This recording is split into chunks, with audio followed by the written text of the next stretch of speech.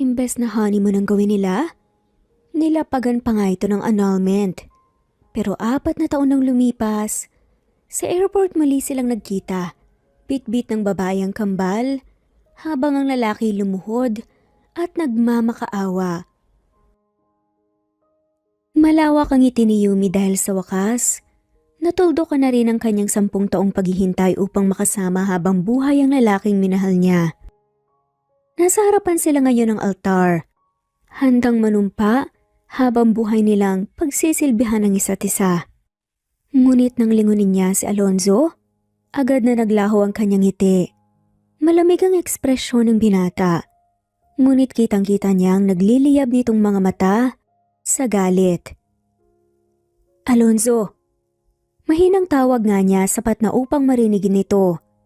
Lumingon ito sa kanya at doon niya nakita ang marahas na pag-igting ng panga nito. Nang magsalita ang pare at tanungin si Alonzo kung tinatanggap siya nito bilang asawa, inalis nito ang tingin sa kanya at malamig na sumagot. Opo, tinatanggap ko po. Pagkatapos hinarap ng pare si Yumi. Ikaw babae, tinatanggap mo ba si Alonzo Jonas Gustavo bilang iyong tunay na asawa? Mamahalin at pakamamahalin, sa hirap at ginhawa, sa sakit at kalusugan habang buhay? Hindi agad siya nakasagot, biglang sumikip ang kanyang dibdib sa malamig na pakikitungo ni Alonzo at siguradong meron pa nga itong ititindi. Answer the priest's question now. Malamig na wika nga ni Alonzo. Huminga muna ng malalim si Yumi. Pinilit nang umiti sa harap ng pare dahil baka mapansin ito na mayroong kumusyon sa kanilang dalawa ni Alonzo. Na totoo naman. Opo, Father, tinatanggap ko po. Sa ngalan ng Ama at Anak ng Espiritu Santo, ipinapahayag ko kayong mag-asawa. Maaari mo nang halikan ng iyong asawa. Humarap siya kay Alonzo. Agad nitong hinawakan ng kanyang belo at dahan-dahan itong itinaas. Wala pa ring pagbabago sa ekspresyon ng binata. Malamig pa rin ito at nagliliyab ang mga mata. Dumampi ang labi ni Alonzo sa kanyang noo. Ngunit bago siya makalayo, marahan ngunit madiin siyang hinawakan nito sa braso at bumulong sa kanyang tenga. Huwag mong isipin na magiging masaya ka. Sa piling ko, Yumi. Ipapalasap ko sa iyo ang sakit na nararamdaman ko noon. Kung iniisip mong ito ang simula ng masayang buhay ng mag-asawa, nagkakamali ka. Ito ang umpisa ng bangungot na ikaw mismo ang lumikha. Napasinghap na nga lamang si Yumi. Hindi niya alam kung bakit biglang nanikip ang kanyang lalamunan sa bawat salitang binitawan nga ng lalaki. Gusto niyang magsalita. Gusto niyang ipaliwanag ang lahat pero paano kung hindi siya paniwalaan? Kasabay ng hiyawan at palakpakan ng mga bisita, isang matamis na ngiti ang pinakawalan niya upang pagtakpan ang dumadagundong na kaba sa kanyang dibdib. Ngunit sa likod ng ngiting yun, alam niyang ang lalaking pinakamamahal niya ay isa ng estrangherong may galit na hindi niya alam kung paano papawiin. Pagkatapos ng kasal, umuwi si Yumi ng mag-isa. Wala sa tabi niya si Alonzo at hindi niya alam kung nasaan ito. Bigla na nga lamang itong naglaho pagkarating nila sa hotel kung saan gaganapin ng reception. 2 oras lang itong nasa tabi niya. Ngunit nang dumating ang mga kaibigan nito, kasamang babaeng tunay nitong mahal, hindi na ito bumalik sa kanya. Kinakabahan siya tuwing tinatanong siya ng kanyang lolo kung nasaan ang kanyang asawa. Kaya pilit niyang tinatakpan ito ng kasinungalingan hanggang sa matapos nga ang selebrasyon. Ngayon mag-isa siyang nakaupo sa madilim na mansyon, nakatingala sa kisame. Ramdam niya ang pagod at paninikip ng kanyang dibdib. Dapat ay honeymoon nila ngayong gabi. Ngunit wala si Alonzo sa tabi. Yumi, kailangan mo nang sanayin ang sarili mo sa pakikitungo ni Alonzo. Nasaktan mo siya at hindi kanya kayang suklian ng pagmamahal tulad ng nararamdaman mo para sa kanya. Bulong niya sa kanyang sarili. Kasabay noon pumatak ang kanyang luha. Bumangon siya at mabigat ang hakbang na naglakad paakyat sa hagdan patungo sa kanilang silid. Pagdating doon agad nga niyang hinubad ang kanyang gown at dumiretso sa banyo upang maligo. Matagal siyang nanatili sa ilalim ng bathtub. Pilit pinapakalma ang sarili. Paglabas niya ng banyo, habang pinupunasan ang kanyang buhok, biglang tumunog ang kanyang cellphone. Agad niya itong sinagot nang makita niyang galing ito sa kanyang lolo. "Hello, Lo? Bakit po kayo napatawag?" "Doktor po ito. Nasa ospital po ang lolo niyo." Nanlaki ang kanyang mga mata, natahimik siyang saglit, tila hindi makapaniwala sa narinig. Agad siyang nagtanong kung saang ospital ito dinala. At nang makuha ang sagot, nagmadali siyang magbihis. Paglabas niya ng mansyon, nahirapan nga siyang makasakay ng taxi dahil nasa loob sila ng isang subdivision. Bit-bit ni Alonso ang kanilang sasakyan. Kaya wala nga siyang ibang pagpipilian kundi maglakad palabas.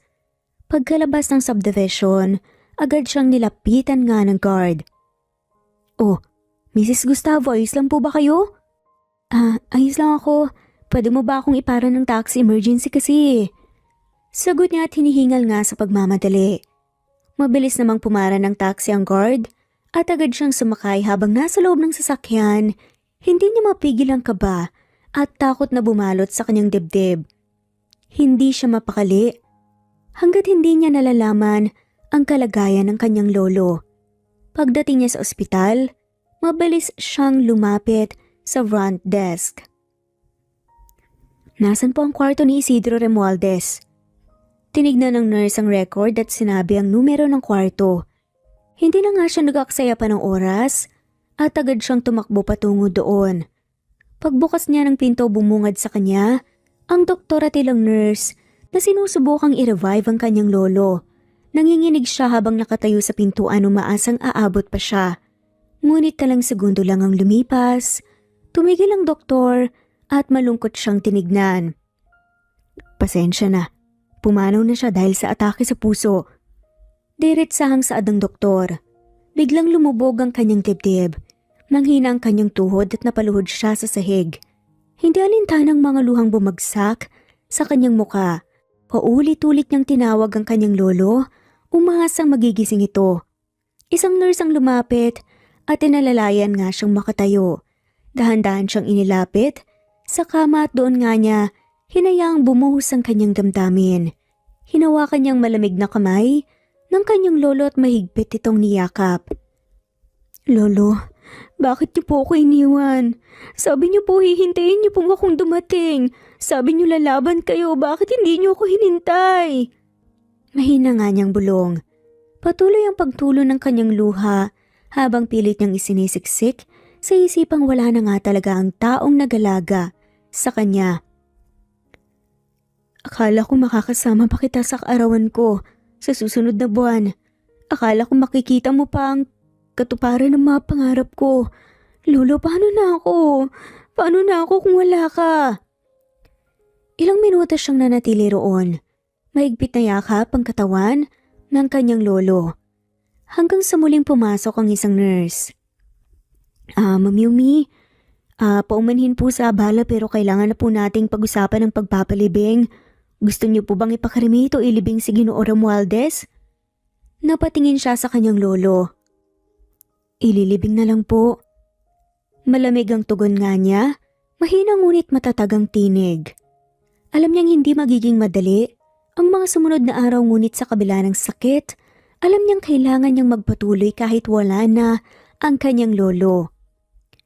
10:00 ng gabi nang makauwi si Yumi sa mansyon. Ngunit wala pa rin si Alonso. Napaupo siya sa sofa, ramdam ang bigat ng kanyang dibdib. Tumingala siya, tila nakikipag-usap sa Diyos. "Bakit ganito po ang pagsubok na ibinigay mo sa amin?" Tahimik niyang naiuusal habang pinipigilan muli ang pagtulo ng kanyang luha.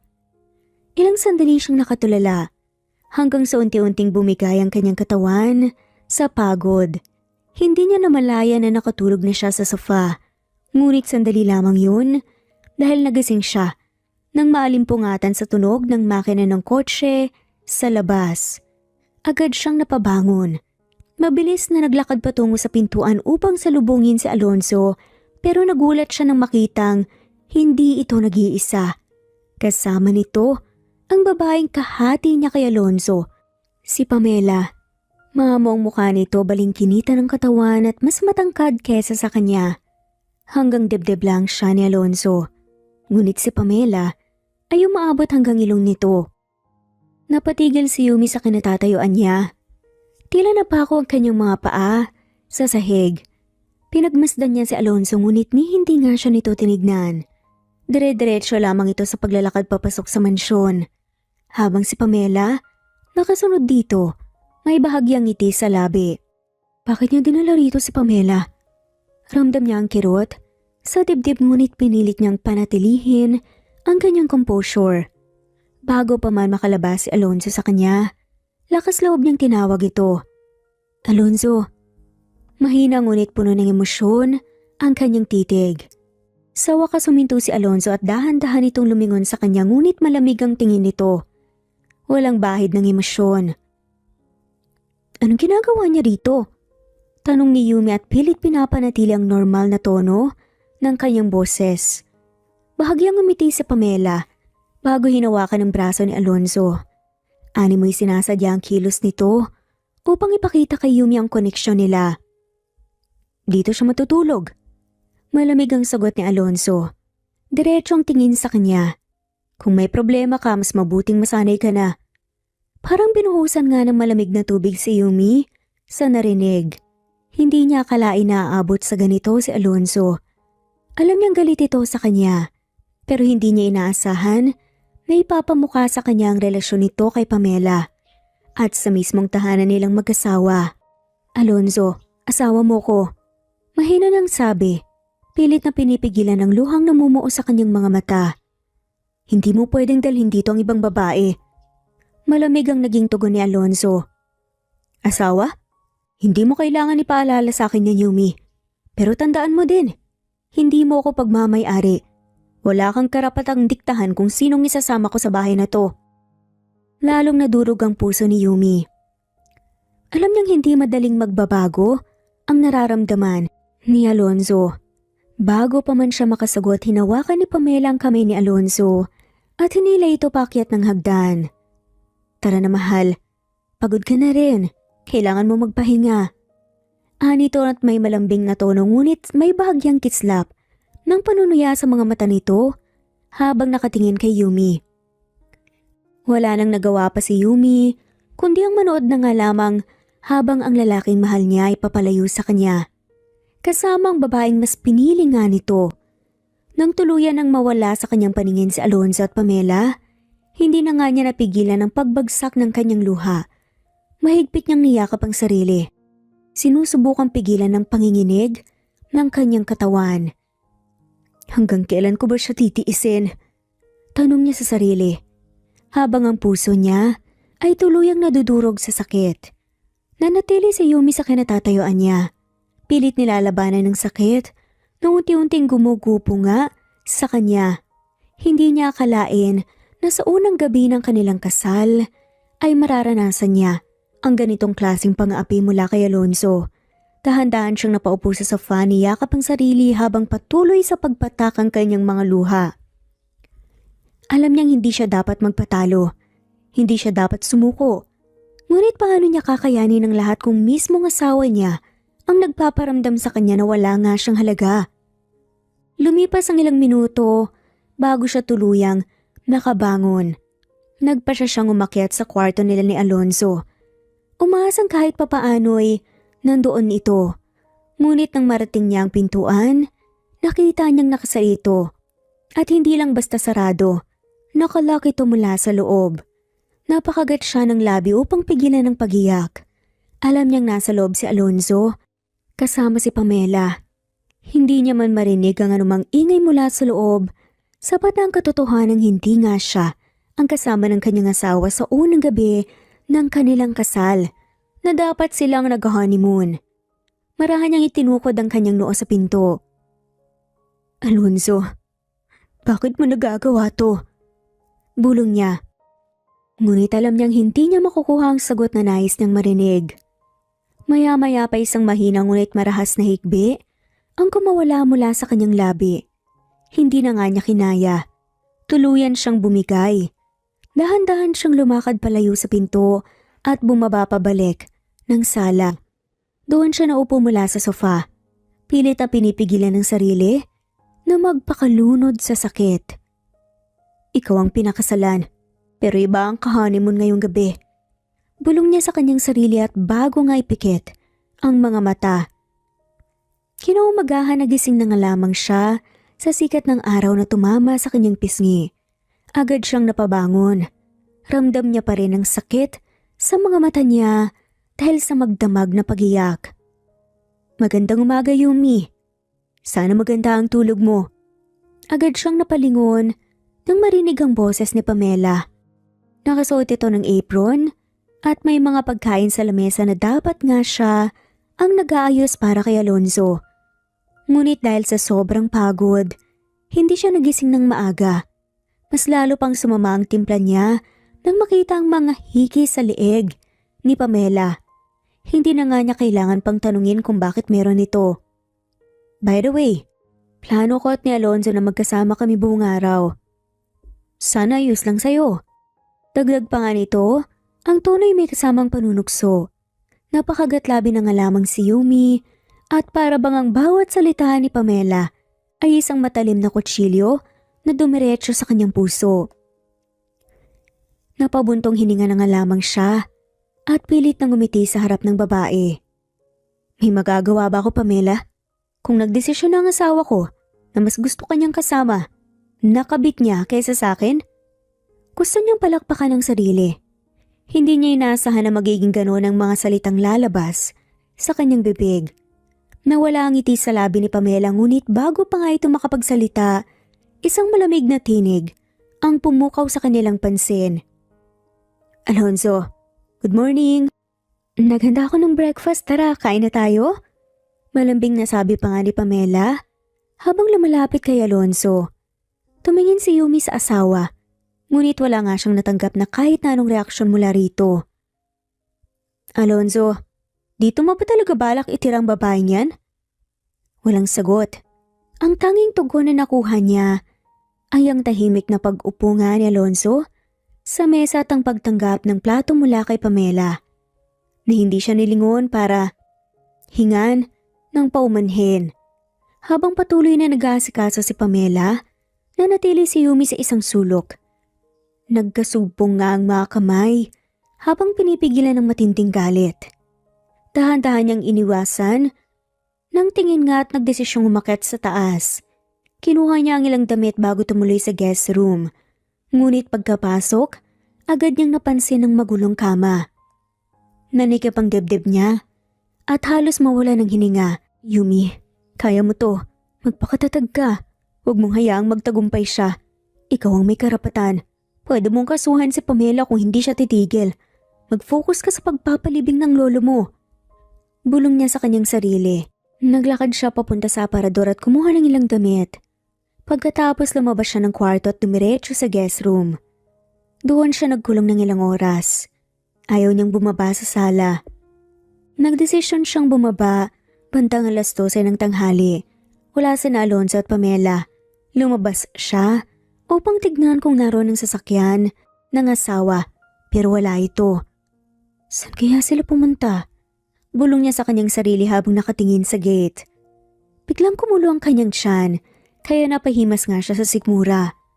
Napagbasya niyang bumalik sa loob upang magluto ng kakainin. Pagkatapos niyang kumain agad nga siyang nagtungo sa ospital upang ayusin ang pagpapalibing ng kanyang lolo. Gusto man niyang magpalamay, wala siyang matandaan na kamag-anak.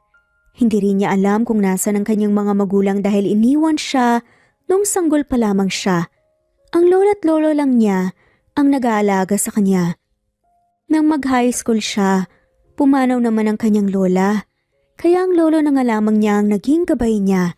Ngunit ngayon, wala na rin ito. Pagkatapos maasikasong lahat, bumalik rin siya sa mansyon. Hindi tulad noong unang dating nga niya na madilim ang buong paligid ng mansyon. Ngayon maliwanag ito. Biglang lumundag sa tuwa ang kanyang puso sa pag-asang nakauwi na nga si Alonzo at sana wala na si Pamela. Alonzo! Tawag nga niya dito.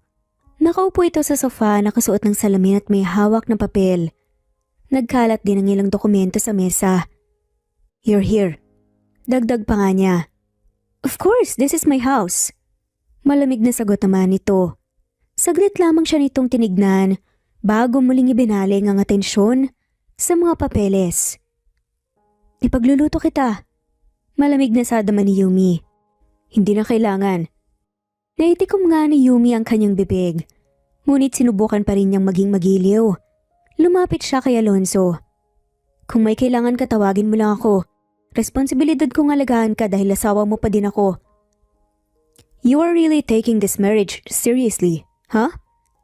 No matter how many times I try to make you understand that you are only my wife on paper, you still won't stop annoying me, Yumi." "Pasensya na, Alonzo. Titimplahan na lang kita ng kape." Sad na nga lamang nito dahil ayaw nga niya ng gulo. Napabugat siya ng hangin habang nakatayo sa kusina. Hawak ang isang tasa ng mainit na kape. Hindi niya maintindihan kung bakit siya nagpapakatanga. Ilang beses na nga siyang ginanito. Gusto pa rin niyang makasamang lalaki. Nagtitimpla nga siya ng kape ngayon.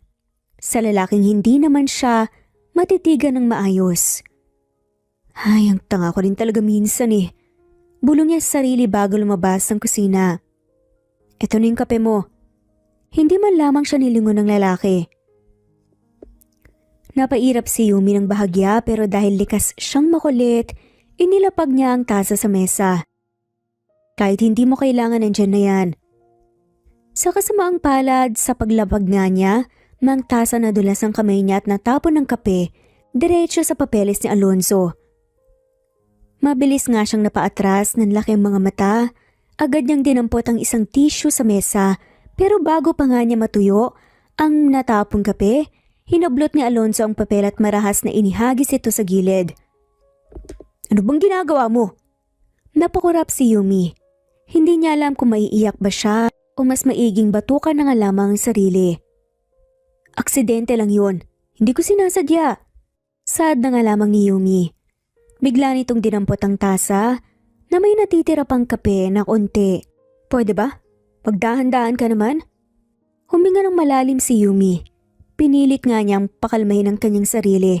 Matapos linisin ang natapong kape, marahan niyang itinabi ang basahan at pinilit nga ang sarili na huwag tumingin kay Alonzo. Alam niyang kahit anong gawin niya, hindi niya mababago ang malamig at matalim na tingin nito sa kanya. Dahan-dahan siyang tumayo, pero hindi pa man siya makakalayo, muling nagsalita na nga si Alonzo. "Saan ka pupunta?" Nagatubili nga siyang sumagot. Sa totoo lang hindi rin niya alam. Gusto lang niyang lumayo kahit sandali. "Sa kwarto." Malamig na saad na nga lamang ni Yumi. "Hindi pa tayo tapos." Napapikit na nga lamang siya ng mariin bago dahan-dahang humarap. Tumayo si Alonzo, mabigat ang bawat hakbang palapit sa kanya. Nang magkalapit sila, bahagya siyang napaatras pero agad nga siyang natigilan nang maramdaman nga ang haplos nito sa kanyang baba. Itinaas nga nito ang kanyang muka. "Alam mo bang ilang gabi kong pinagpuyatan ng mga papeles na yun, Yumi?" Nanatili siyang tikom ang bibig. Hindi siya sumagot. "At sa isang iglap, dahil sa kapabayaan mo, nawala lahat ng pinaghirapan ko." Naramdaman niya ang kirot ng dibdib pero hindi niya ipinakita. Kahit gusto niyang magsalita, kahit gusto niyang humingi ng tawad, nang paulit-ulit na natili nga siyang tahimik. "Anong gagawin mo kung sabihin kong hindi kita gusto rito? Na wala akong pakialam kahit umalis ka na ngayon din?" Hindi nga siya sumagot. Hindi rin siya umatras. Alam na nga niyang sagot doon. Matagal na nga niyang alam. "Umalis ka na sa harapan ko bago ko tuluyang makalimutan na babae ka." Hinayaan niyang bumagsak ang kamay nito mula sa kanyang baba bago siya muling tumalikod. Tahimik lang siyang naglakad. Pagod na pagod nga siyang bumagsak sa kama. Nakatingala nga sa kisame habang dinadama ang sakit. Hindi lang sa kanyang katawan, kundi pati na nga rin sa kanyang puso. "Bakit ba ako nagpipilit?" Tanong nga niya sa kanyang sarili. Naputol ang kanyang pag-iisip nang marinig niya ang tunog ng makina ng kotse sa labas. Mapait nga siyang ngumiti. Mukhang mag-isa na naman akong kakain. Dahan-dahan siyang bumangon at lumapit sa bintana. Mula roon kitang-kita niya ang itim na sasakyan ni Alonzo na papalayo sa mansyon. Hindi niya alam kung saan ito pupunta. Pinahig niya ang namamasang mata bago tinungong kusina. Kahit walang gana, pinilit niyang kumain. Ang bawat tunog ng kubyerto sa plato ay tila nagpapaalala sa bigat na nararamdaman niya. Napangiti siya ng mapait. Wala naman talagang nagbago. Lagi naman siyang mag-isa. Pagkatapos niyang kumain, dumiretso nga siya sa sala upang linisin ang mga kalat na iniwan ni Alonzo. Ngunit sa kalagitnaan ng kanyang ginagawa, bumukas ang pinto ng mansyon. At gaya ng inaasahan, si Alonzo ang pumasok. Hindi lang siya. Nakakapay nga si Pamela at sa paraan ng pagkapulupot nga ng braso ng babae sa bewang ni Alonzo, halatang matinding pag-aangkin. Bahagyang nakabukas ang ilang butones ng polo ng lalaki.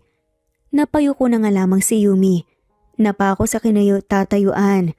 Hindi niya namalayang nabitiwan na pala niya ang hawak na basahan. Nagtagpo ang mga mata nila ni Alonzo. Isang iglap lang yun. Ngunit sapat upang palakasin ang pintig ng kanyang puso. Ngunit gaya ng dati, walang anumang emosyon sa mukha ng lalaki. Ilang segundo lang lumipas bago muling ibinaling ni Alonzo ang tingin kay Pamela. Isang mapanuksong ngiti ang gumuhit sa labi ni Pamela bago nito hinapit ang batok ni Alonzo at mariing hinalikan sa harapan niya. Madiin, mapang-angkin at punong-puno ng pagnanasa. Napahigpit na nga lamang ng kuyom si Yumi sa kanyang mga palad. Hindi niya maintindihan kung bakit kahit ilang beses na nga siyang sinaktan at binalewala ni Alonzo, mas masakit pa rin palang makita itong may kasamang iba. Saglit na napatingin sa kanya si Alonzo, ngunit imbes na bumitaw, mas hinigpitan pa nga nito si Pamela. Bakit ko pa ba ito tinitignan? Bulong nga niya sa kanyang sarili. Gusto niyang tumakbo. Gusto niyang umalis. Ngunit hindi siya makagalaw. Si Pamela ang unang bumitaw sa halik ng nilaro ang mga daliri kay Alonzo habang nakangiti kay Yumi. Oh, may audience pala tayo. Ani nga ni Pamela puno ng panunukso. Mukhang hindi siya natuwa sa eksena. Isang malanding tawa naman ang lumabas sa labi nito bago muling hinapit si Alonzo. Mabilis nga ang sumunod na nangyari. Isang iglap. Ay ganun nga. Nakapulupot nga ang babae sa kanya. You always know how to please me, Pamela. Malamig ngunit puno ng pagnanasa pa nga na tingin ni Alonzo. Umakyat na nga lamang ang babae sa hagdan ngunit kahit na anong gawin niya, hindi niya patanggal sa isip ang nangyari kanina. Bumagsak siya muli sa kama. Mahigpit na niyayakap nga ang sarili. At sa unang pagkakataon hindi lang sakit ang nararamdaman niya, kundi matinding galit. Kinaumagahan malalim ang itim na ilalim ng kanyang mga mata. Halos hindi siya nakatulog. Paulit-ulit na naglalaro sa kanyang isipan ang nangyari kagabi. Ang mga halik, ang haplos, ang mga ungol. Dahan-dahan siyang bumangon, pilit na nilalabanan ng bigat ng kanyang katawan. Pagkalabas nga niya ng kwarto, natigilan siya nang marinig nga ang mahihinang pag-uusap mula sa ibaba. Bumaba siya ng hagdan ng marahan. Sa sala na abutan nga niya si Alonzo na nakaupo sa sofa. Mukhang bagong ligo at suot ang puting polo na bahagyang nakabukas sa bandang dibdib. Sa tabi nito si Pamela, nakasandal nga sa balikat ng lalaki. Nakasuot lang ito ng oversized polo. Nagangat ito ng tingin sa kanya at matalim yun.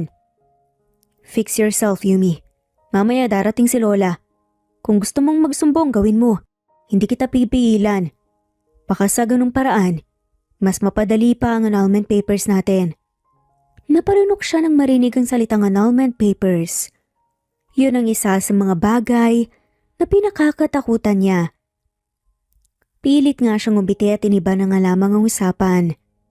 Ganun ba? Sige, magluluto lang ako ng almusal natin. Sagot na nga lamang niya. Hindi na nga niya hinintay kung may sasabihin pa si Alonzo. Mabilis siyang naglakad papunta sa kusina. Ngunit pagdating doon, napahawak siya sa lamesa. Ramdam niya ang lakas ng kabog ng kanyang dibdib. Kawawa ka naman. Tila nangasar pa na saad ni Pamela. Napalingon siya nang marinig ang familiar na boses. Naroon si Pamela. Nakangisi at nakataas ang isang kilay. Asawa ka lang sa papel, pero akong hinihiga niya. Kailan ka ba susuko, Yumi, ha? Dugtong nga ni Pamela. Huminga siya ng malalim at itinuwid ang kanyang tindig at pilit na pinapanatili ang kanyang dignidad. Wala ka ng pakialam dun. Malamig nga niyang sagot. Ngunit hindi natinag ito. Sa halip ay mas lalong lumalim ang ngisi. Meron akong pakialam. Kung hindi dahil sa lola ni Alonzo at sa lolo mo, hindi naman talaga kayo ikakasali. Kasunduan lang ng matatanda ang lahat ng to. Pero nadamay ang relasyon naming dalawa. Ako ang una at ako rin ang huli, Yumi. Natawa na nga lamang siya. Ikaw nga ang una, Pamela. Pero ako ang magiging huli. Sadaman ni Yumi. Nagngit-ngit naman sa galit si Pamela sa narinig. Bigla siyang sumugod kay Yumi at itinulak nga ito. Bago pa man ito makabawi, dinampot nga ni Pamela ang pitchel sa mesa at ibinuhos nga ang malamig na tubig sa sarili. Isang mapanuksong ngiti ang gumuhit nga sa labi nito bago biglang sumigaw. Tama na, Yumi, ayoko na! Ginulo pa nga ang buhok para magmukhang kaawa-awa. Agad na dumating naman si Alonzo. Napabalikwas na nga lamang ito sa nakita at agad na lumapit kay Pamela. Baka sa mukha ang matinding galit. Ano na naman ba to? Nanatiling tahimik na nga lamang si Yumi. Habang pinagmamasdan si Pamela, na kunwaring nanginginig nga sa ginawa at nagpapanggap, nakaawa-awa. Wala akong ginawa.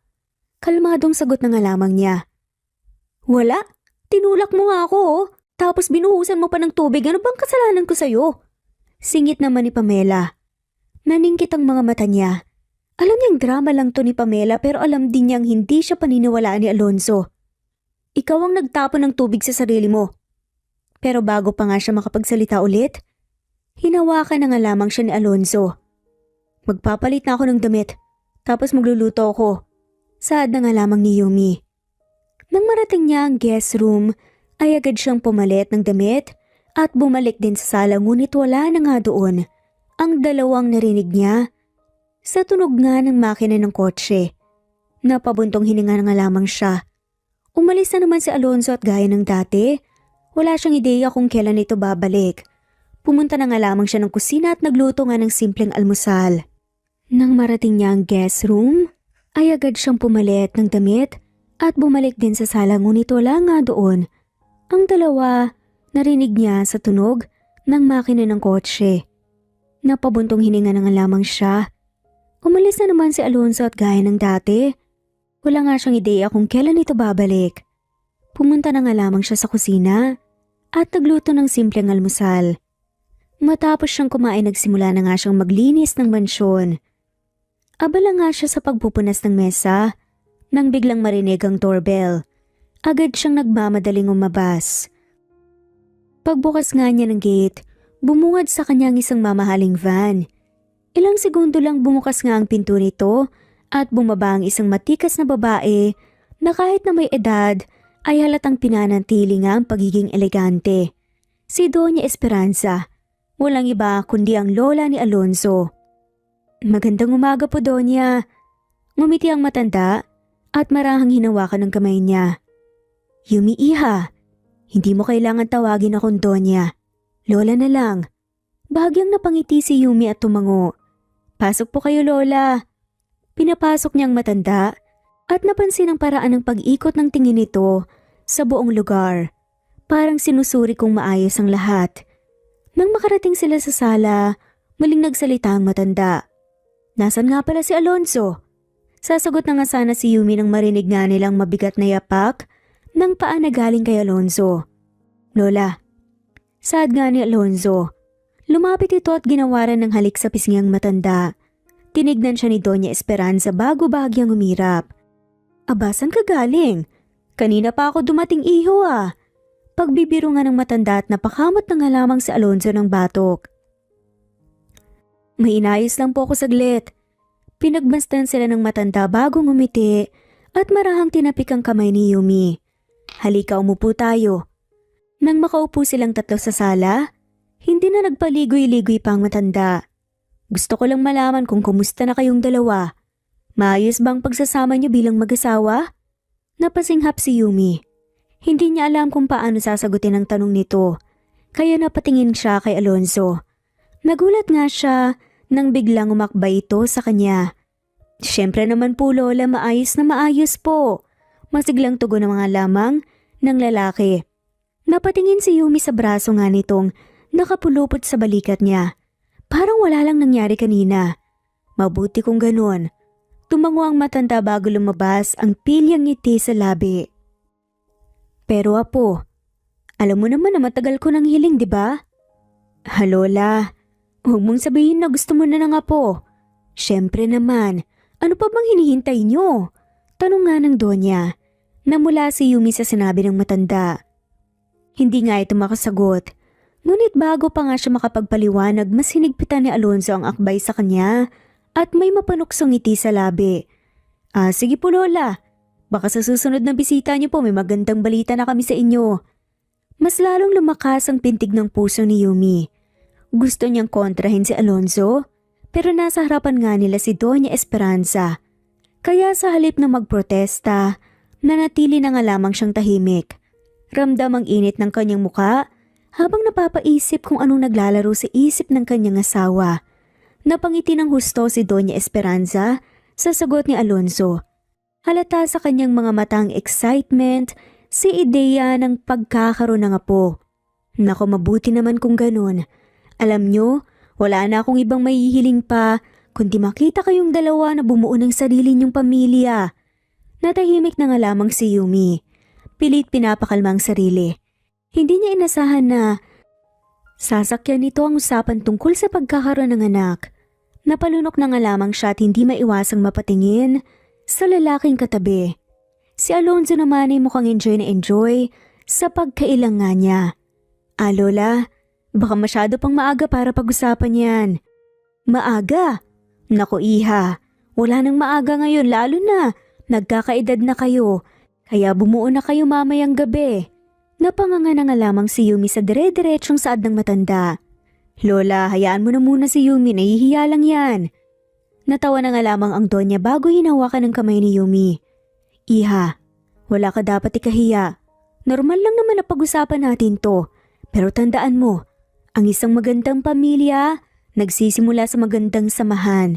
At habang maaga pa, siguraduhin mong hawak mo sa leeg ang apo ko. Mahirap yan paamuhin. Natawa na nga lamang si Alonzo, habang si Yumi naman, hindi alam kung matutuwa ba siya o kay kilabutan nga sa tuwa. Lola, parang ako pa ang masama dito Saad pa nga ni Alonzo. Siyempre naman, kilala kita. Hindi ko hinayaan na lumaki kang spoiled kung hindi kita kilala ng lubos. Napaigtad na nga lamang si Yumi nang biglang pisilin nga ni Alonzo ang kanyang bewang sapat lang para hindi yun mapansin ng matanda. Sige Lola, hindi na kita bibiguin. Lalong nag-init ang pisngi ni Yumi. Hindi niya alam kung anong iniisip ni Alonzo. Lola, gusto niyo po ba ng tsaa? Ayaw pa nga ni Yumi. Sige iha. Agad na tumayo si Yumi at naglakad papunta sa kusina, pilit na pinapakalma ang sarili. Mga ilang minuto pa, ay muli siyang bumalik sa sala at binigay sa matanda ang tsaa.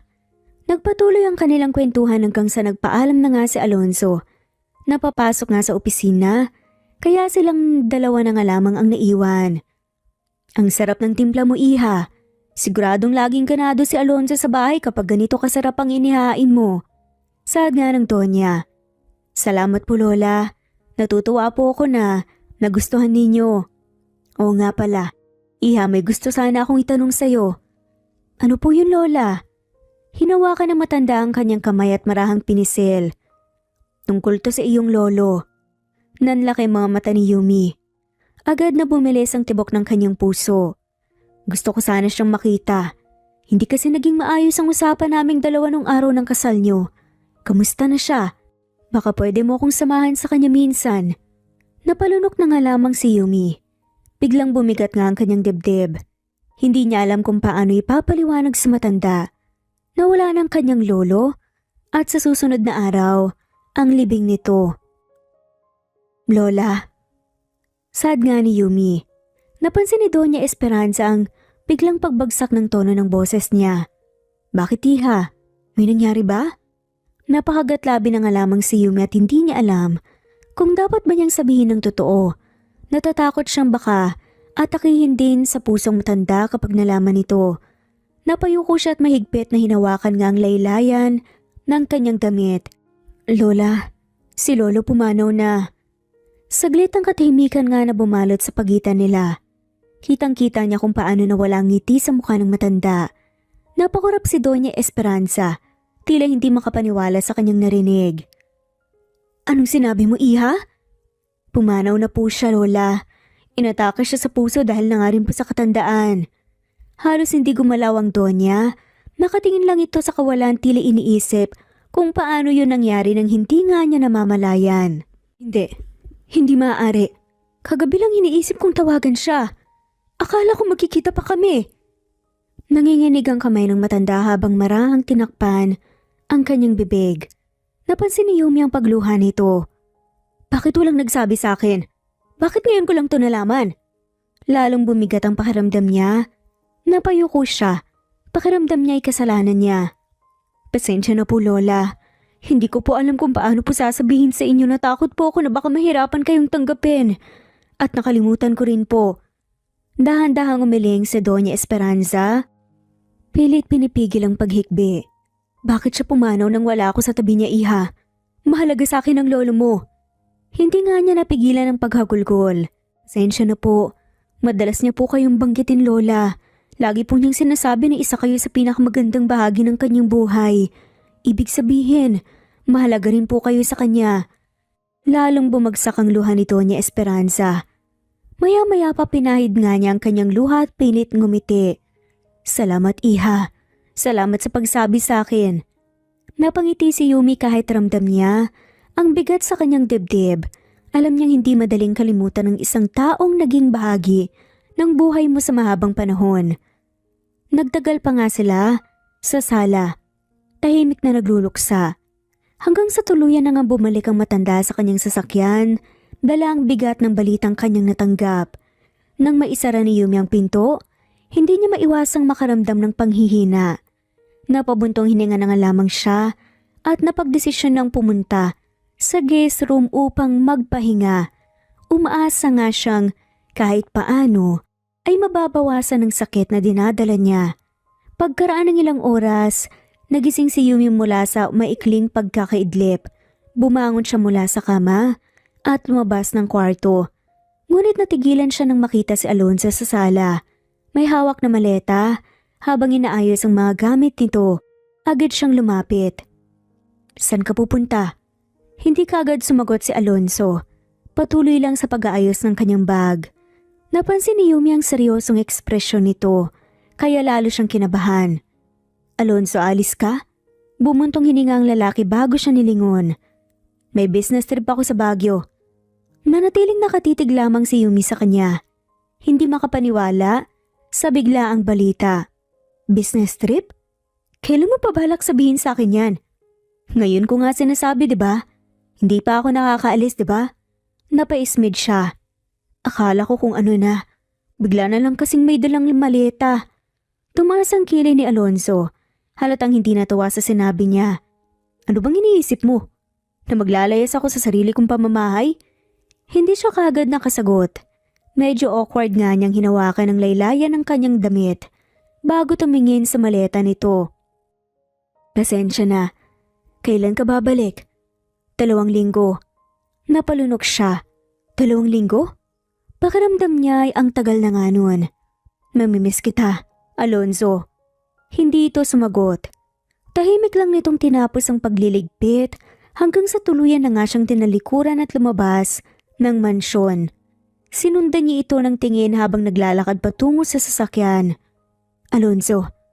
Mahina niyang tawag, ngunit hindi siya nito nilingon. Nang tuluyan nang makapasok si Alonso sa kotse, pinaantar nga ito at napabuntong hininga siya. Wala man lang goodbye kiss. Bulong niya sa sarili habang pinagmamasdan ng kotse hanggang sa mawala ito sa kanyang paningin. Pakiramdam niya ay hindi niya kakayanin ng 2 linggong hindi nakikita si Alonzo. Ilang minuto siyang nakatayo roon, umaasang babalik ito at hindi natutuloy sa Baguio. Ngunit nang mapagod sa paghihintay, pumasok na siya sa loob ng mansion. Buong oras siyang nakatulala sa kisame. Iniisip pa rin si Alonzo. Naputol lamang ang kanyang pag-iisip nang biglang mag-vibrate ang kanyang cellphone.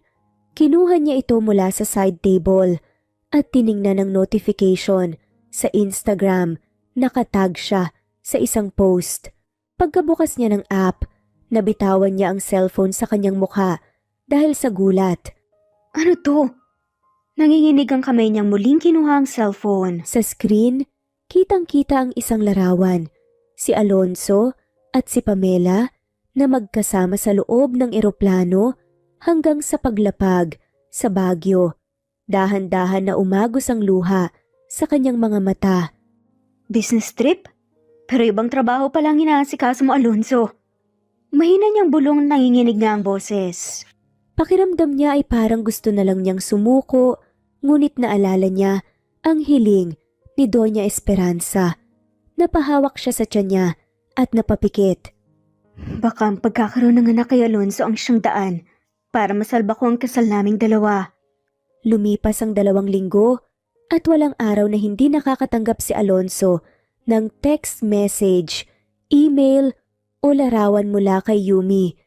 Sa bawat mensaheng ipinapadala nito, pakiramdam niya ay unti-unting may kung anong lumuluwag sa loob niya. Minsan, nahuhuli niya ang sariling matagal na nakatitig sa mga larawan nito at sa hindi maipaliwanag na dahilan, napapangiti siya. Isang boses ang gumising sa kanyang malalim na pag-iisip. Alonzo, can you hear me? Agad niyang ibinaba ang cellphone at malamig na ibinaling ang tingin kay Pamela na ngayoy nakaupo sa tabi niya. Totoo, may business trip siya, ngunit nagulat na lamang siya nang sumama pala ito sa ama nito. Natauhan niya sa kumpanya. Nasa eroplano na sila at malapit nang lumapag sa Naya.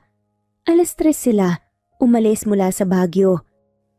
Lagi ka nalang ganyan. Kahit noong nasa Baguio tayo, laging nasa cellphone mo ang atensyon mo. Ano ba talagang meron dyan? Tanong nga ni Pamela. Hindi siya sumagot. Alam niyang hindi titigil si Pamela. Pero wala siyang interes na ipaliwanag ang anumang hindi nito kailangang malaman. Alam kong may something dyan. Saad pa nga ni Pamela ang pahabol. Pinilig lang niya ang ulo at muling itinuon ang tingin sa labas ng bintana. Mas pinili niyang huwag patulan ito. Ilang sandali pa, dumaan ang flight attendant upang ipaalam na malapit na silang lumapag. Inayos niya ang seatbelt at saka muling narinig ang boses ni Pamela. Si Yumi ba? Seryosang tanong nga ng babae. Napahinto siya. Tiningnan niya ito ng diretso sa mata at kahit hindi siya sumagot, tila nakuha na nito ang kasagutan. Tama ako, di ba? Sa halip na sumagot, tumikhim nga siya at bumaling muli sa binata. Narinig niya ang mahinang tawa ni Pamela. Well, at least now I know kung bakit parang hindi ka na interesado na pag-usapan kung paano mo magagantihan si Yumi sa kasalanan ng lolo niya. Nagtaas siya ng kilay. Ano bang sinasabi mo? Umiling nga si Pamela at bahagyang lumapit. Alam mo, Alonzo, noon pa man hindi mo ko tinignan ng ganyan. Pero ang asawa mong yan, mukhang kaya niyang pasunurin ka sa isang tingin lang. Hindi siya nag-react. Alam niyang may punto ito, pero hindi niya kailangang kumpirmahin iyon. Nang lumapag ang eroplano, mabilis niyang kinuha ang kanyang gamit at hindi na lumingon pa kay Pamela. Tinawag siya nito ng ilang beses, pero hindi niya ito pinansin. Pagsakay niya sa taxi, dumiretso siya sa mansion. Ilang oras ang lumipas bago siya nakarating. Pagkapasok niya, tahimik niyang isinara ang pinto at tinungo ang sala. Doon niya naabutan si Yumi, mahimbing na natutulog sa sofa, hawak sa dibdib ang isang libro tungkol sa pag-aalaga ng sanggol. Napahinto siya. Ilang sandali siyang nanatiling nakatayo, pinagmamasdan ito. Para bang may kung anong hindi maipaliwanag na init ang lumukob sa kanyang dibdib. Hindi niya maintindihan, pero sa loob ng 2 linggong, hindi niya ito nakita. May kung anong kulang sa kanya. Dahan-dahan siyang lumapit at maingat na kinuha ang librong hawak nito. Ngunit bago pa niya tuluyang mailapag iyon sa gilid, biglang gumalaw si Yumi at dahan-dahang dumilat. Alonzo? Napakurap nga siya. Hindi inaasahang mahuhuli nga siyang nakatitig. Mabilis siyang umiwas ng tingin. Bakit ka natutulog dito? Hindi ba dapat nasa kwarto ka? Bahagyang umiti si Yumi, halatang antok pa. Nagbabasa lang ako, tapos hindi ko na malaya na nakatulog na pala ako. Tinignan niya ang libro at inilapag nga sa lamesa. At tungkol pala sa pag-aalaga ng baby? Biglang namula si Yumi at napayuko. Wala lang, naisip ko lang basahin. Hindi na nga siya nagtanong pa. Umupo siya sa tabi nito at sa loob nga ng ilang minuto, nanatili silang tahimik. Hanggang sa maramdaman nga niyang biglang yumakap si Yumi sa kanya. Nagulat nga siya. Miss na kita, Alonzo. Sada nga lamang nito. Para siyang natulala. Ang mga kamay niya na dapat ay itutulak ito palayo ay dahan-dahang bumalot sa katawan nito. Hindi niya maintindihan kung ano ang dapat niyang maramdaman. Pero sa pagkakataong ito, hindi na niya itinanggi sa sarili o na-miss din niya ito. Mahigpit niyang niyakap si Yumi. Para bang sa yakap na iyon, lahat ng hindi niya kayang sabihin ay naiparating na. Maya-maya, bahagyang gumalaw si Yumi at lumayo ng kaunti upang tingnan siya sa mata. Alonzo, okay ka lang? Hindi siya kaagad sumagot. Pinagmasdan niya ito. Ang malambot na mga mata, ang bahagyang namumulang pisngi at ang mapupulang labi na kahit kailan, hindi nagsawa sa pagbibigay ng ngiti sa kanya. Tumayo siya at tumingin kay Yumi. Magbihis ka, lalabas tayo. Ha? Saan tayo pupunta? Dinner. Gusto kitang isama sa isang lugar. Napakislot si Yumi sa sinabi nga nito. Hindi siya sanay sa mga biglaang imbitasyon ni Alonzo lalo na't madalas itong malamig at tahimik. Sige, magpapalit lang ako. Ngumiti si Alonzo ng bahagya bago tinungo ang kanyang kwarto upang maghanda rin. Lumipas ang ilang oras at nakatayo siya sa tabi ng sofa. Hinihintay si Yumi nang marinig niya ang mahihinang yabag mula sa hagdan. Pag-angat niya ng tingin, nakita niyang pababa na ito. Suot ang isang eleganteng emerald green dress. Hindi ito masyadong mahaba o maiksi, sakto lang para bigyang diin ang mahaba nitong mga binti. Off-shoulder ang disenyo at hapit sa katawan. Hindi niya alam kung bakit napako ang tingin niya rito. Bihira niyang makita itong ganito kaayos. Ang silver heels na suot nito ay bahagyang kumikinang. At ang pearl earrings nitong maliit pero kapansin-pansin ay bumagay sa manipis na bracelet sa pulso. Ang buhok nito malayang nakalugay pero may ilang hiblang iniipit ng silver hairpin. Pagdating nito sa huling hakbang, saglit silang nagkatitigan.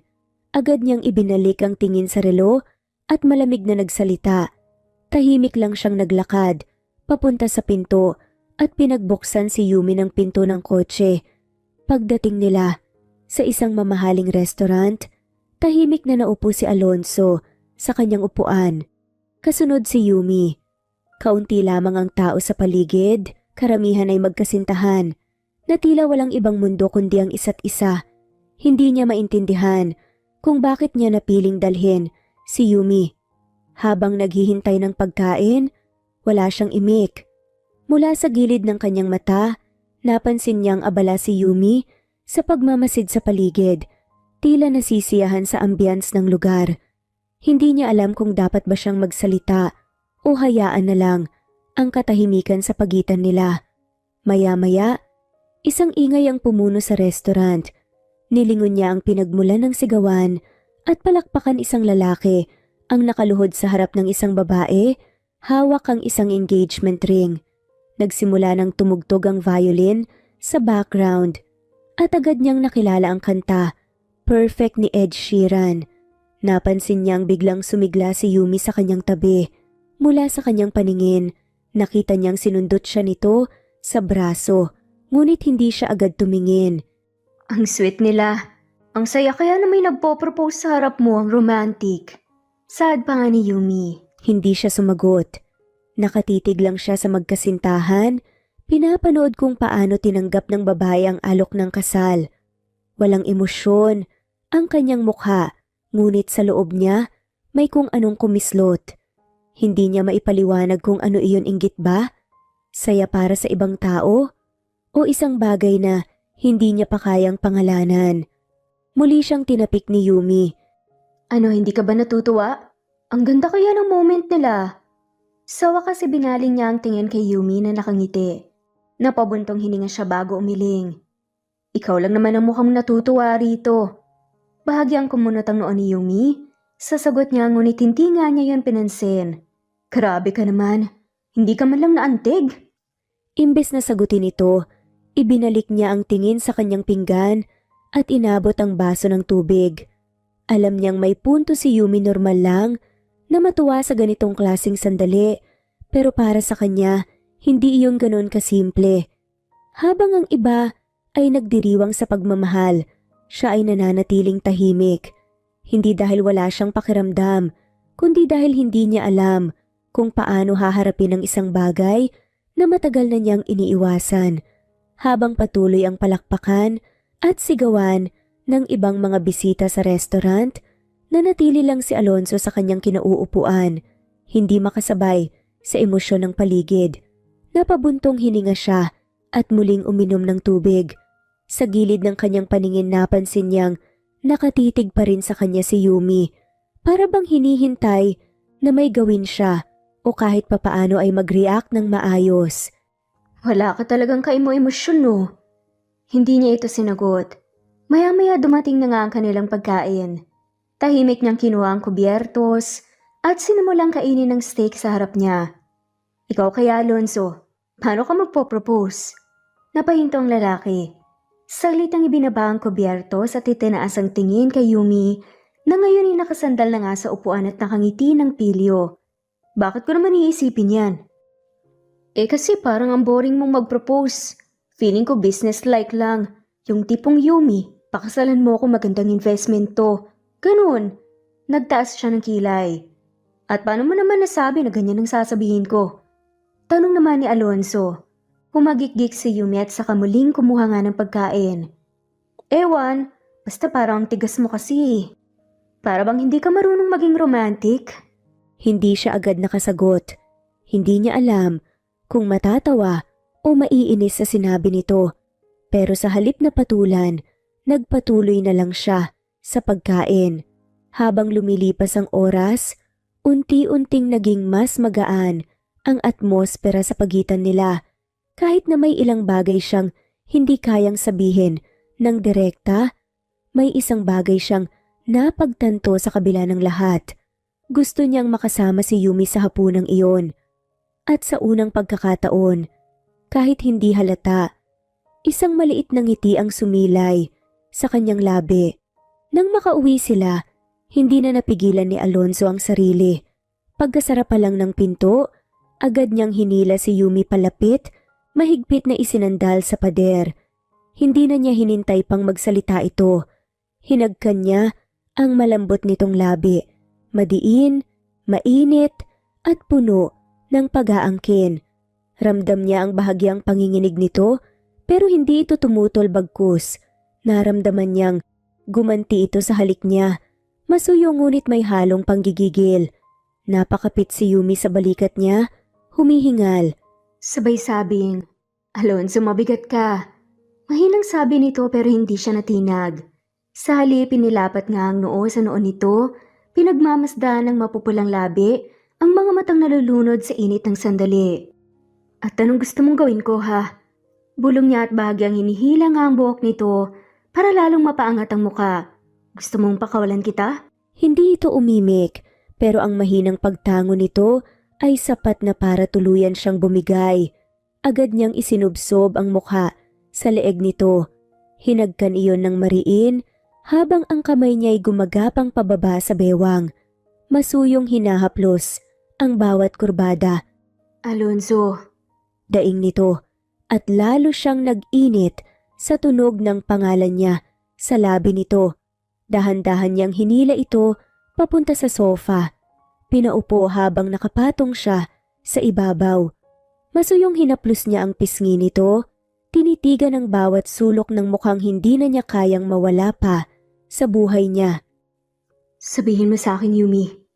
Mahinang bulong niya at pinagdikit nga ang kanilang mga noo. Gusto mo ba to?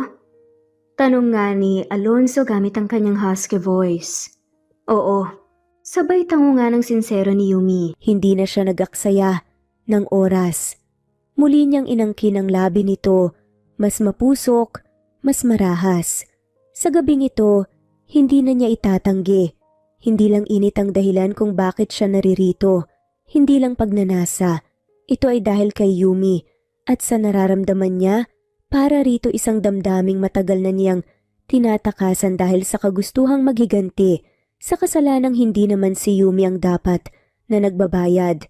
Sa pagitan ng kanilang halikan, dahan-dahan niyang binuksan ang butones ng kanyang damit habang ang mga daliri ni Yumi ay gumapang sa batok niya, hinahatak siya palapit. Dahan-dahan lang, Yumi. Bulong niya at nakangiti habang dinadama ang mainit nitong haplos. Muli niyang hinalikan ang labi nito, gumapang ang halik niya pababa sa leeg. Narinig niya ang mahinang pagdaing ni Yumi na parang musika sa kanyang pandinig. Mas lalo siyang naging mapangahas. Ang mga kamay niya ay dahan-dahang gumapang sa balat nitong mainit. Ang bawat halik, bawat haplos, bawat paghinga nila ay nagpatunay ng matagal ng kinikimkim na damdamin. Hindi lang ito basta pagnanasa ito ay pag-angkin. Pagpapatunay na sa gabing ito, wala nang makakapigil sa kanila hanggang sa tuluyan ng bumigay si Yumi sa init na kanilang pinagsasaluhan. Habang unti-unting lumalalim ang gabi, walang ibang naririnig sa sala kundi ang mahihinang paghinga, ang langit-ngit ng sofa sa bawat kilos nila at ang musika ng kanilang tahimik na pag-aangkin sa isa't isa. Kinaumagahan, pagmulat ng mata ni Alonso, agad niyang napansin ang bigat sa kanyang bisig. Nandyan pa rin si Yumi, mahimbing na natutulog, bahagyang nakayakap sa kanya. Tahimik niyang pinagmasdan ang mukha nito, magulo ang buhok, may bahagyang marka sa pisngi mula sa unan at bahagyang nakabuka ang labi. Dahan-dahan niyang inalis ang braso niya nang hindi ito magising sa kabumangon mula sa kama. Naglakad siya palabas ng kwarto at dumiretso sa kusina. Hindi naman siya sanay magluto, pero gusto niyang subukan. Binuksan niya ang fridge, kinuha ang ilang itlog at bacon, at nagsimulang magluto. Ilang minuto pa lang siyang abala sa ginagawa ng marinig niya ang mahihinang yabag sa sahig. Hindi na siya lumingon. Alam niyang si Yumi iyon. Anong ginagawa mo? Tanong nga nito, medyo pauspang ang boses. Halatang bagong gising. Hindi mo ba nakikita? Sagot naman ng lalaki nang hindi tumitingin. Patuloy sa pagprito nga ng bacon. Nagluluto ka? May halong gulat sa tono nga nito. Bakit parang imposible? Sagot niya at bahagyang sinulyapan nga ito. Nakasuot lang ito ng kanyang maluwag na polo. Halos natatakpan lang ang kalahati ng hita. Muling ibinalik ni Alonso ang tingin sa kawali, pilit binabaliwala ang bahagyang pang-akit sa eksenang iyon. Hindi naman sa ganoon. Sagot nito habang nauupo nga sa counter. Pero ikaw kasi, parang hindi bagay sa iyo yung may inaalagaan. Natigilan si Alonso sa sinabi nito. Hindi niya alam kung paano yun sasagutin. Kaya sa halip, tinapos niya ang pagluluto. Kinuha ang isang plato at iniabot iyon kay Yumi. Napatingin ito sa kanya, halatang nagtataka. Para sa akin to? Takang tanong nga ni Yumi. Tumango siya. Hindi na niya pinansin ang pagngiti nito habang sinisimulang kainin ang pagkain. Hindi rin niya ipapahalata, pero sa loob-loob niya gusto niyang malaman kung magugustuhan nito ang niluto niya. Habang tahimik silang kumakain, pasulyap-sulyap si Alonzo kay Yumi. Nang matapos ito sa pagkain, nag-inat ito at bahagyang ngumiti. Hindi ko akalaing marunong ka palang magluto. Hindi naman ako ganun kasama. Sagot nga ni Alonzo. Pilit na hinahabol ang tamang tiyempo para sa gusto nga niyang sabihin. Pinanood na nga lamang siya ni Yumi halatang naghihintay nang susunod niyang sasabihin. Huminga siya ng malalim bago nagsalita. Gusto kong subukan. Ang alin? Tumingin siya rito at diretso nga sa mga mata. Ang kasal natin. Saad nga ni Alonzo. Saglit na natahimik si Yumi halatang hindi inasahan ng maririnig. Anong ibig mo sabihin? Alam kong sobrang bilis. Hindi rin tayo nagsimula sa tamang paraan. Pero gusto kong subukan, Yumi. Hindi bilang isang responsibilidad lang kundi dahil gusto na kitang makasama ng totoo. Hindi siya sanay sa ganitong klaseng pag-amin. Sa totoo lang, ito na yata ang unang beses na inamin niya sa sarili na may isang taong gusto nga niyang manatili sa buhay niya at hindi lang sa pananandaliang paraan. Sigurado ka ba, Alonzo? Baka naman dala lang yan ng kung anong nararamdaman mo ngayon. Napailing naman si Alonzo. Hindi lang to dahil sa nangyari kagabi. Putol nga niya rito. Matagal na akong naguguluhan pero ngayon lang ako sigurado sa isang bagay. Gusto kong subukan ang pagsasama nating dalawa. Matagal ang katahimikan sa pagitan nila. Kita niya sa mga mata ni Yumi ang pag-aalinlangan ngunit dahan-dahan din itong ngumiti sa kanya. Kung susubukan natin, ibig sabihin ba nito, ikaw na mismo ang hindi susuko? Hindi na nga siya nagatubili pa. Hinawakan niya ang kamay ni Yumi sa ibabaw ng mesa ng mahigpit. Hindi ako susuko.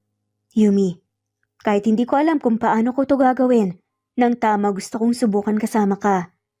Nakaramdam siya ng kaunting kaba sa paghihintay ng sagot nito hanggang sa tuluyang umiti si Yumi. Okay, subukan natin. Naginit ang dibdib ni Alonzo sa tuwa. Pero hindi niya yon pinahalata. Bagkus isang matamis na ngiti lamang sinagot niya. Good. Simula ngayon wala nang atrasan pa. At sa unang pagkakataon, naramdaman niya ang isang bagay na matagal na niyang iniiwasan. Ang saya ng may minamahal. Dumaan ang mga araw na hindi namamalayan ni Alonzo. Simula nang sabihin niyang susubukan nila ni Yumi, hindi na siya umatras. Hindi siya sanay sa ganitong klase ng relasyon. Isang relasyong hindi lang pisikal, kundi may kasamang emosyon. Ngunit sa kabila ng lahat, hindi niya ito pinagsisihan. Sa unang pagkakataon sa buhay niya, natutunan niyang alagaan ang isang tao. Masanay sa presensya nito at mas gusto niyang kasama si Yumi kaysa sa kahit sino pa. Tahimik ang opisina ni Alonzo, maliban sa tunog ng papel na hinahawakan ni Yumi. Nakatayo ito sa tabi niya. Nakayuko habang tinutulungan siyang ayusin ang mga dokumentong kailangan niyang pirmahan. Dito mo ilagay ang pirma mo, sabi ni Yumi. Itinuro ang isang bahagi ng kontrata gamit ang ballpen, pero hindi doon nakatutok ang atensyon ni Alonzo. Mula sa kanyang kinauupuan, tanaw niya ang mahahabang binti nito, bahagyang nakabuka habang nakasuot ng fitted skirt na lalong nagpaangat sa natural nitong kurba. Masyado itong malapit, masyadong nakakaakit. Umangat ang kamay niya, marahang hinapit ang bewang nito, dahilan upang mapadiin si Yumi sa kanya. Alonzo, napasinghap ito halatang nagulat nga sa ginawa niya. Ngumiti siya, ibinoon nga ang kamay sa makinis nitong bewang, hinahagod yun ng marahan. Bakit parang masyado kang seryoso? Hindi ba pwedeng magpahinga muna tayo? Ngunit bago pa nga ito makasagot, marahan niyang idinikit ang labi niya. Sa gilid ng leeg nito dinama ang mainit na balat habang humihinga siya ng malalim. Nakita niyang napapikit nga si Yumi. Hinayaan ang sarili na mahulog sa init ng sandali. Alonzo, baka may makakita sa atin. Mahina at putol-putol ang boses nito. Ngunit sa halip na sumagot, hinapit niya ito ng mas mahigpit hanggang sa tuluyan na nga itong mapaupo sa kandungan niya. At ano namang masama kung may makakita? Bulong niya. Nilalaro ang labi sa ilalim ng tenga nito. Sabay pinasok ng kamay. Mainit ang balat ni Yumi at ramdam niya ang bagyang panginginig nga nito sa bawat haplos niya. Alonso, pigil nga nito. Bahagyang humawak sa balikat niya. Parang gustong itulak ngunit hindi kayang lumayo. Shh, relax ka lang. Ha? Mas lalo niyang idinikit ang katawan nila. Ang init ng kanilang balat ay tila apoy na hindi mapapatay. Dumulas pababa ang labi niya, dumaan sa leeg, sa balikat, at nang muli siyang bumalik sa labi nito, sinalubong siya ng isang halik. Mapusok, mainit, malalim. Sinapon niya ang likod ng ulo nito, lalong pinagdiinan ng kanilang halikan. Hindi na nila alintana ang tambak na papeles sa mesa, ang mga kontratang dapat niyang pirmahan. Sa sandaling ito, isang bagay lang ang mahalaga. Si Yumi. Lumipas pa ang mga araw nang hindi namamalayan ni Alonso na unti-unti na palang nagbabago ang relasyon nila ni Yumi. Hindi man niya aminin ng diretsyo, naging mas madali para sa kanya ang bawat araw sa opisina simula nang ito ang nag-aasikaso ng mga dokumento niya. Nagpatigil siya sa pagtitipa sa laptop nang bumukas ang opisina niya. Sir Alonso, si Hector ang kanyang assistant. Anong problema? Sir, kailangan niyo pong makita to. May problema sa stocks ng kumpanya. Anong nangyari? Tanong niya habang mabilis na tumayo. Biglang bumagsak ang mga shares natin sa merkado at may dokumentong lumabas. Isang kontratang pinirmahan niyo daw. Nanlaki ang mga mata ni Alonso. Teka, anong pinirmahan ko? Ibinigay ni Hector ang isang folder. Mabilis niya itong binuklat at halos panlambutan siya nang tuhod nang makita ang pirma niya sa isang kasunduang nagpapasa ng halos lahat ng kanyang stocks sa isang hindi pamilyar na kumpanya. Hindi ko to pinirmahan. Madiin niyang sabi at ramdam ang panlalamig ng kanyang katawan. Pero nasa record po na kayo ang pumirma, sir. Saad pa nga ni Hector. Biglang bumukas ang pinto at pumasok ang kanyang lola at seryosong muka. Alonso, anong ginawa mo? Lola, hindi ko alam kung paano. Pero pinirmahan mo ang kontrata, Alonso, kaya nawala ang mga stocks mo. Tuluyan siyang natulala. Wala siyang maalala. Wala siyang natatandaang pumirma siya ng kahit anong kasunduan para ibigay ang shares niya. Biglang nagring ang telepono niya. Nanginginig ang kamay niyang sinagot ito. Sir Alonso, kailangan niyo pong pumunta sa mansyon niyo ngayon din. Kabadong sabi ng tao sa kabilang linya. Bakit? Tanong ni Alonso. May sunog po, sir. At may tao pa sa loob. Nanlamig ang buong katawan niya. Si Yumi. Wala na siyang inaksayang oras. Mabilis siyang naglakad palabas ng opisina. Iniwan ang lahat. Wala na siyang pakialam kung malugi ang kumpanya niya. Ang tanging mahalaga sa kanya ngayon ay ang isang taong hindi niya kayang mawala. Mabilis siyang sumakay sa kotse. Hindi alintana ang pulang ilaw ng traffic. Mabilis. Mas mabilis pa. Pero pagdating niya sa mansion, tila gumuho ang mundo niya. Hindi siya nagdalawang isip na tumakbo papasok. Paulit-ulit na tinatawag ang pangalan ni Yumi. Ngunit bago pa siya makaakyat sa hagdan, isang bahagi ng kisame ang bumagsak sa kanya, dahilan upang matumba siya sa sahig. Habang unti-unting bumibigat ang talukap ng kanyang mga mata, napansin niya ang isang larawan. Larawan nilang dalawa noong araw ng kanilang kasal. Kasabay ng pag-agos ng kanyang luha, tuluyan siyang napapikit. Dahan-dahang dumilat si Alonso. Napangiwi siya nang subukan niyang gumalaw. Masakit ang katawan niya, lalo na ang kaliwang braso at kalahati ng kanyang mukha. Nang tingnan niya ang kanyang kamay, may benda ito. Nasaan si Yumi? Agad niyang tanong at bumukas ang pinto at pumasok ang kanyang lola sa likod nito at nag-aalala. Saad nga ng donya, huwag ka munang gumalaw, Alonso. Kailangan mong magpahinga. Pero nasan po si Yumi? Mas madiin niyang tanong at pilit na bumabangon kahit maapdi ang katawan. Buhay naman po siya, diba? Napabuntong hininga ang matanda bago umupo nga sa tabi niya. Buhay siya. Pero wala na siya, Alonso. Napakunot ang noo niya at sabing, ano ibig mong sabihin? Umalis na siya, hindi siya babalik.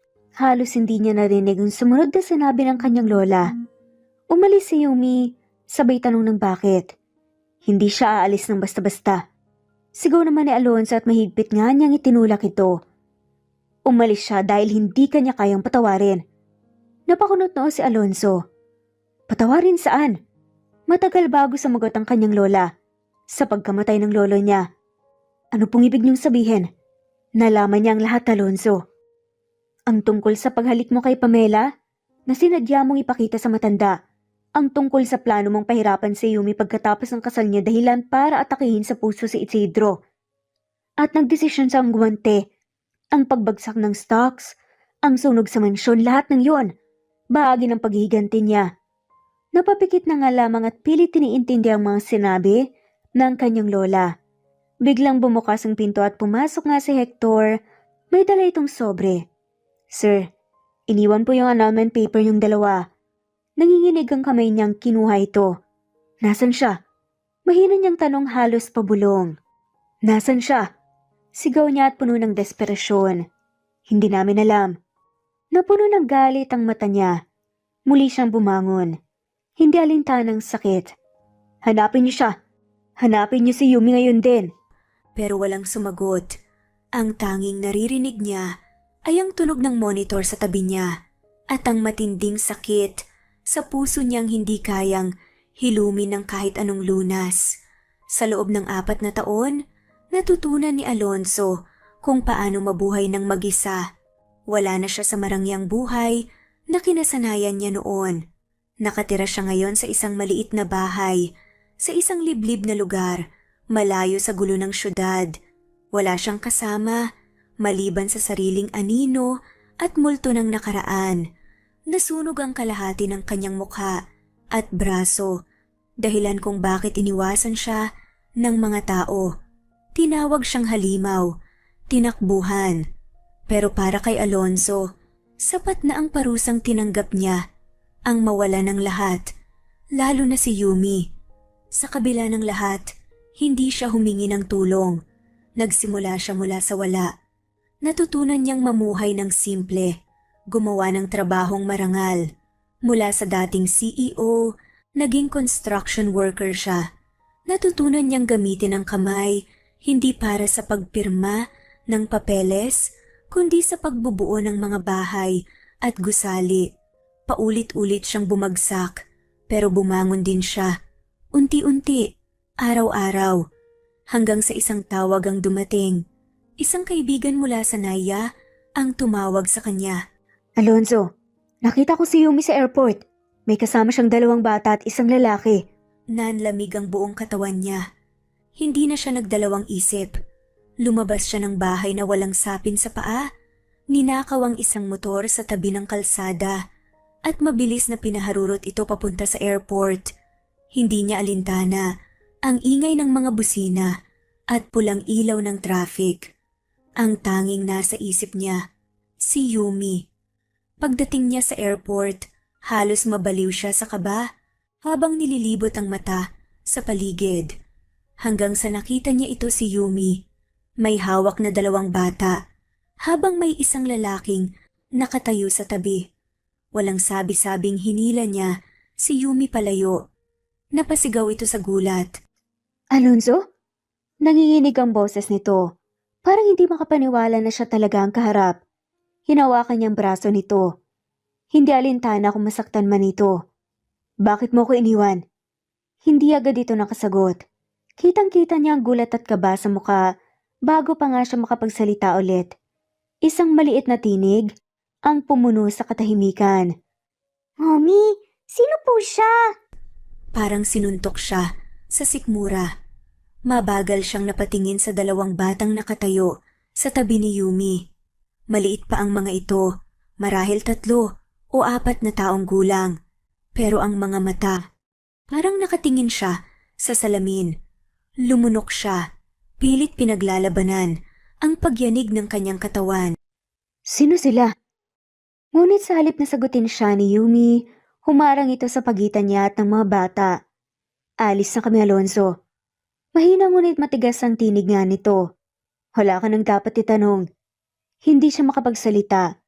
Parang may bumaranga sa lalamunan niya. Tinik na hindi niya matanggal. Dumating ang lalaki. Yumi, may problema ba? Dahan-dahan siyang lumingon. Ang lalaking nagsalita ay may matikas na tindig at itsura. Sino siya? Bulungan niya. Humakbang nga palayo at tila biglang nawala ng lakas. 4 na taon. Ani at halos hindi na nga marinig. 4 na taon kitang hinanap. Nanlabo ang paningin ni Alonzo. Parang hindi siya makahinga. Bago pa siya tuluyang lamunin ng panghihina, lumuhod siya sa harap ni Yumi. Hindi niya alintana ang maduming sahig ng airport, ang tingin ng mga tao sa paligid. Ang tanging mahalaga ay ang babaeng nasa harapan niya. Yumi, nanginginig ang boses niya. Huwag mong ituloy ang annulment. Huwag mo kong iwan ulit. Nanlaki ang mga mata ni Yumi halatang hindi inaasahan ang ginawa niya. Napatras ito. Alonzo, tumayo ka. Mahina ngunit mariin niyang sabi.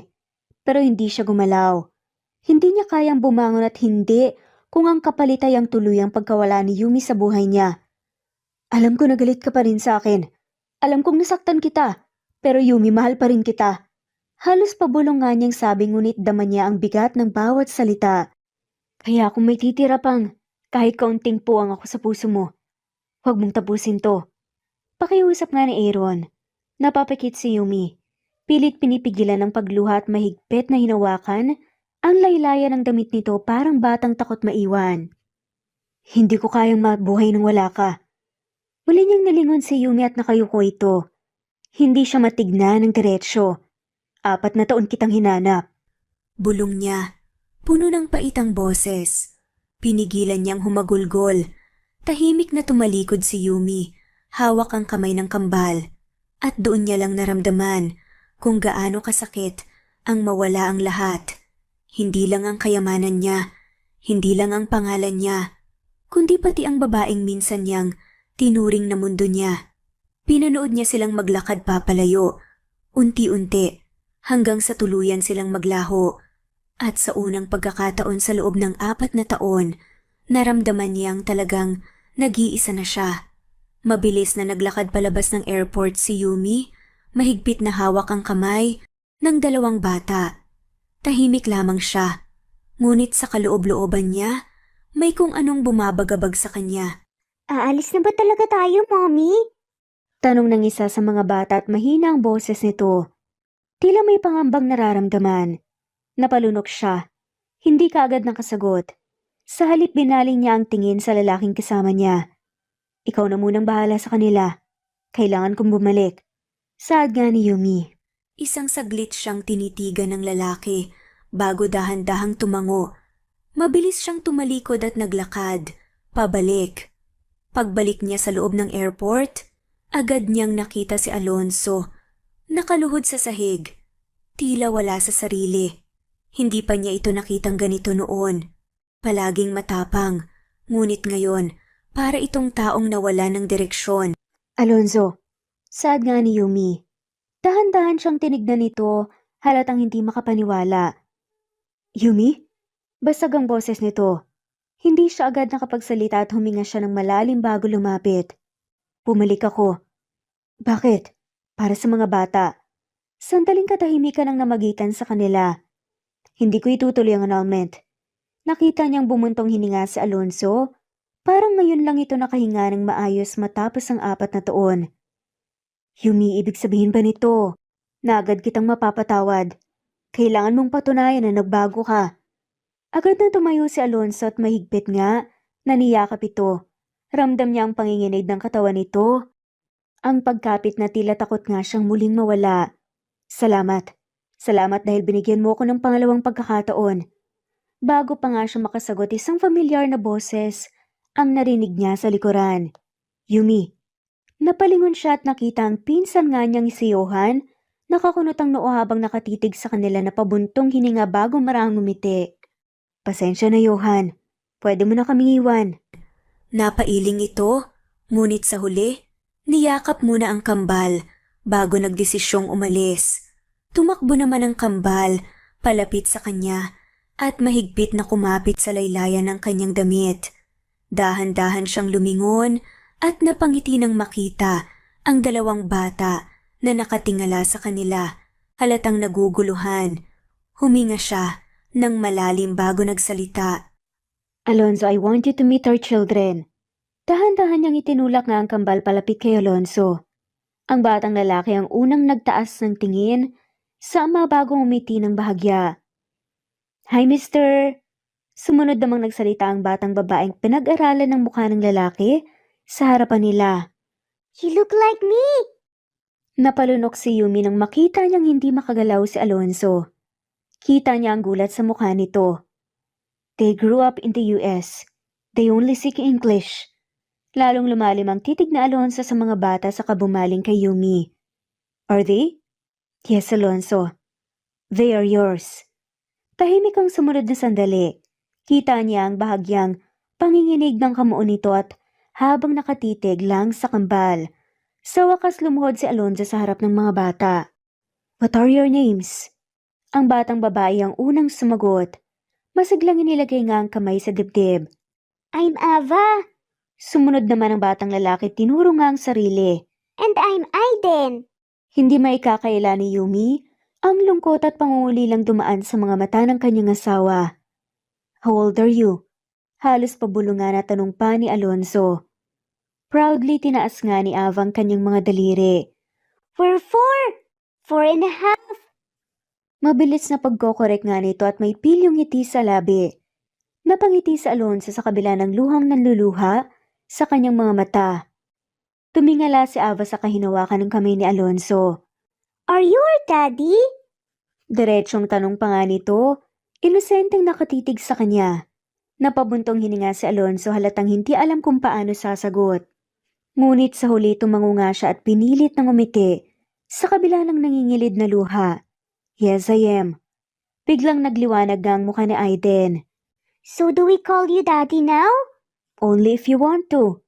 Mumiti si Alonzo at inabot nga ang maliliit na kamay ng kambal at mahigpit na hinawakan ng mga to. Nagkatinginan ng kambal sa kasabay ng umiti. Okay, daddy. At doon, tuluyang bumagsak ang luhang kanina pa, pinipigil ni Alonzo. Napangiti si Yumi habang pinagmamasdan ang 3 taong pinakamahalaga sa buhay niya. Ang lalaking minsan niyang minahal at ang 2 anghel na bunga ng kanilang nakaraan. Hindi naging madali ang lahat, ngunit sa sandaling ito, alam niyang ginawa niya ang tama. Mahigpit na niyakap ni Alonzo ang kambal para bang natatakot itong mawala. Sa kabila ng sakit ng nakaraan, sa kabila ng mga pagkakamali, naroon pa rin ang isang bagay na hindi nawala, ang pagmamahal. Welcome home, Alonzo. Bulungan ni Yumi. Ngumiti si Alonzo at hindi na nagsalita. Wala nang kailangang sabihin. Alam nilang mahaba pa ang daan tungo sa pagpapatawad, pero handa silang subukan hindi lang para sa kanilang dalawa, kundi para sa kanilang mga anak. Habang naglalakad palabas ng airport, mahigpit na nakakapit si Yumi sa braso ni Alonzo, habang karga nito ang kambal. Sa wakas, hindi na siya nag-iisa sa pagharap sa buhay. Hindi na niya kailangang tumakbo o lumayo. Minsan, ang pagbabalik ay hindi nangangahulugang pagsuko, kundi isang bagong simula. Sa buhay at pag-ibig, hindi madaling kalimutan ang sakit ng nakaraan. Ngunit minsan, kailangan nating bigyan ng pagkakataon ng pagpapatawad, hindi lang para sa iba, kundi para sa sarili natin. Ang tunay na pamilya hindi perpekto, ngunit ito ang tahanang kayang tanggapin tayo sa kabila ng lahat ng ating pagkukulang. Mula noon, namuhay na nga sila ng tahimik at matiwasay. At dito na nga po nagtatapos ang kwentong pagmamahalan ni Yumi at Alonzo. Maraming salamat po sa lahat at shoutout po sa mga sumusunod. Not Green Fox, Carmelita Mendoza, Marilyn Babula, Berry, Liliano Bebe, Presbyteros Rose, Medel Talon, Jane, Lani Pardillo, Marlene Kayanan, Leonisa Azotes, D. Marie Ramos, Araceli, Lilio, Saria, Miras Channel, Raquel Epe, Gina Trutor, Jane, Hartley, Sunshine Sotalbo, Maricel Cabigon, Merlin Baroza, Gina Marayo, Merlin Rodel Obejero, Hans, Cecilia Comoda, Taha ni Vlog, Merlin, Kuya Atok, Maria Merly Brogada, Marilu Cabantac, Filipina, Eileen, Mercedita San Jose, Lovina Galang, Lilian, Teresita de Jesus, Monina Aviles, Yula Pedrona, Romana Gorospe, Rosemary Vasquez, Marley Lazaraga, Leonisa Azotes, Jocelyn Tancinco, Estelita Mahia, Ding Lege, Marisa de los Reyes Arroyo, Leia Paul Vinar, Steve the Music,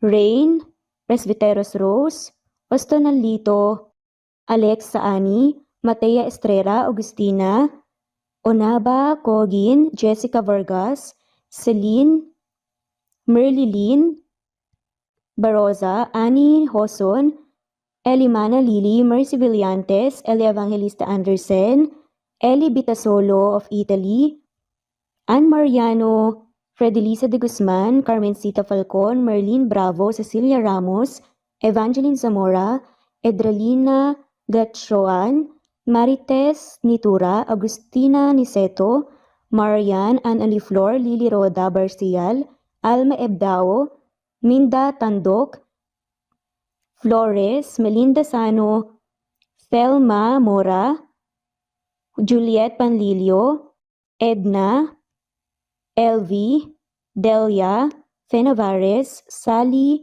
Lariano, London Villas, Danica Selga, Lani Pardillo, Teresita Schmid, Charlie, Nora Bell Evans, Roger, Lloyd Dasalon, Bella, Nelly Ortiz, Mary Rose Carillo Jesusa, Enday Samante, Enday Lebra, Yolanda Tejida, Honey Villasenor, Tessie, Marichan, Ann Mariano, Wilma Guzman, Gabrielio, Liu, Maria Rica Natividad, Nelani Juan, Anita Hernando, Teresita Arevalo, Raquel Magno, Carmencita Falcon, Flordet, Nat Greenfax, Luz Templo Nuevo, Teresita Schmid, Flor Cabrera, Virginia Salazar, Luz Templo Nuevo, Leia, Madeline Tagle, Wilma Villafuerte, Isaac Ablon,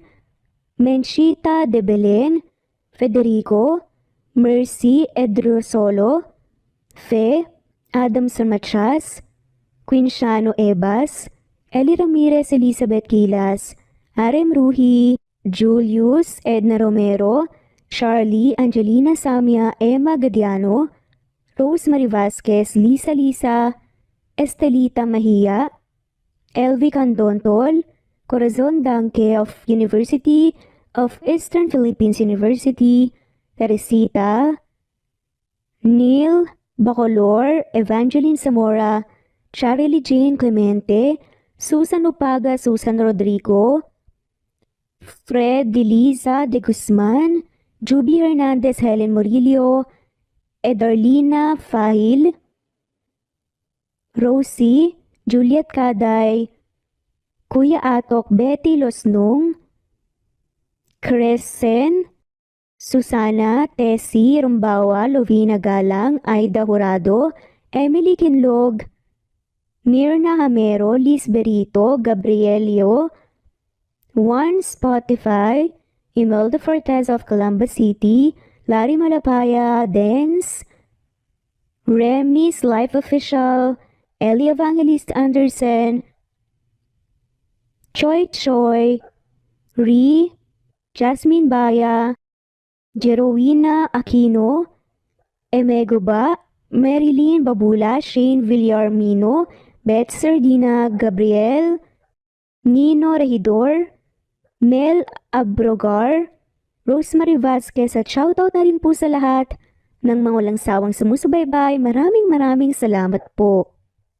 Veronica Briseño, Violeta Murillo, Teresita Teresa Bulie, Christine Flores, Nesbeth Hanaban, Flor Salvalion, Kuwait, Raquel Labay, Kuya Atok, Lani Pardillo, Eva Violeta, Presbyteres Rose, Amy Regalado, Teresita, Res Cavilla Havana, Precious, Lilian Nobebe, Eli Evangelista Anderson, Marziel Arcilias, Rosemary Palaganas, Rose Martinito, Ding Lege, Alexa Gomez, Jomira Bueno, Amy Fenavares, Irma Emma, Lali Emralino, Tortillas Gaming, Matea Estrera, Annalie Flor, Rosemary Tinito, Rosemary Palaganas, Excelsis Tagala, Emily Kinlog, Rosemary, MM, Penning Escal, Neri Cabangon, Lucia Baldo, Rosemary Vasquez, Londono Villas, Faye, Rosemary, Angelo, Vicky Adlaon, Mercy Villantes, Rezeline Unday, Allen, Ace, Nino Regidor, Jeyo Cadtec, Escapades Matilda, Irma Valerio, Agustina Aniceto, Cecilia Alvior, Naitan Canada, Lily Roda Barcial, Eli Ramirez, Doris Day Pangan, Lynn Lee of Macau, Reyes, Rebecca Tezuka, Noel Macero, Rizalina Credo, Michi Karch, Romel Carion, Juliet Panlilio, Lynn, Merlilyn Zenny Marion, Wenoni Anya Lucas from Bacolod City, Merlina Aparata, Annalyn Nantes, Flordette, Lorena Utod, Faye, Anita Hernando, Roach Ann Rodriguez, at shoutout na rin po sa lahat ng mga walang sawang sumusubaybay. Maraming salamat po.